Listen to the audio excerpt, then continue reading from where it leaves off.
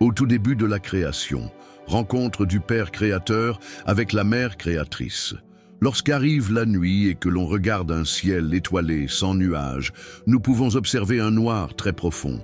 Beaucoup pourraient nommer ce noir profond cosmos ou univers. Eh bien, dans les faits, je vous présente le Père et la Mère créateurs. Au début, tout était noir, une sorte d'abîme sans fin. Et le Père s'éveille. Il se mit en mouvement en parcourant tout cet univers vers le haut et il s'aperçoit que c'est infini. Alors il se dirige vers le bas et là aussi il s'aperçoit que c'est sans fin. Il va à droite, il va à gauche, de haut en bas, c'est sans fin, c'est infini. Il finit par prendre conscience qu'il fait partie de ce tout. Il est comme la goutte d'eau de l'océan qui finit par prendre conscience qu'elle est à la fois goutte d'eau et aussi l'océan.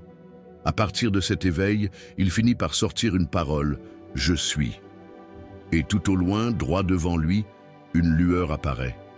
Une lumière blanche, éclatante, qui lui répond d'une voix féminine et douce. Nous sommes. Le yin et le yang vient de prendre naissance. Le Père et la Mère créatrice entrent pour la toute première fois en communication.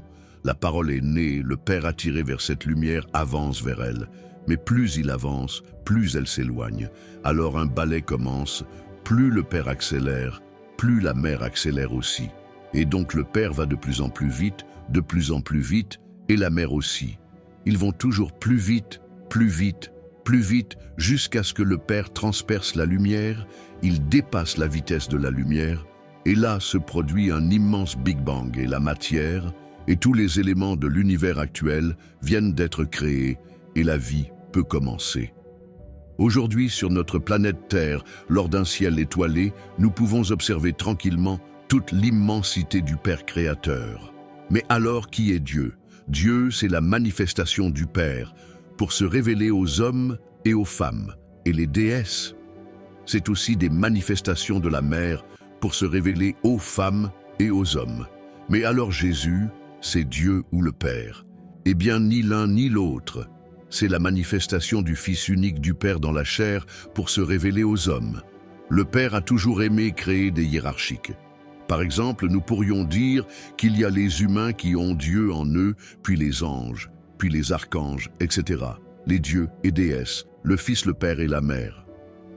Mais alors, pourquoi certains parlent de Dieu Soleil? Ils ont tort ou raison. Dieu Soleil, c'est la manifestation du Père dans la matière, tout comme la terre est la manifestation de la mer dans la matière, qui porte dans ses entrailles le Fils du Dieu Soleil, qui délivre toute sa puissance pour qu'à travers la mer, nous puissions recevoir la vie et la protection de la force et de la puissance de la manifestation du Père dans la matière, c'est-à-dire le Soleil. Que la puissance, la force soit avec vous et avec votre esprit. Ainsi soit-il.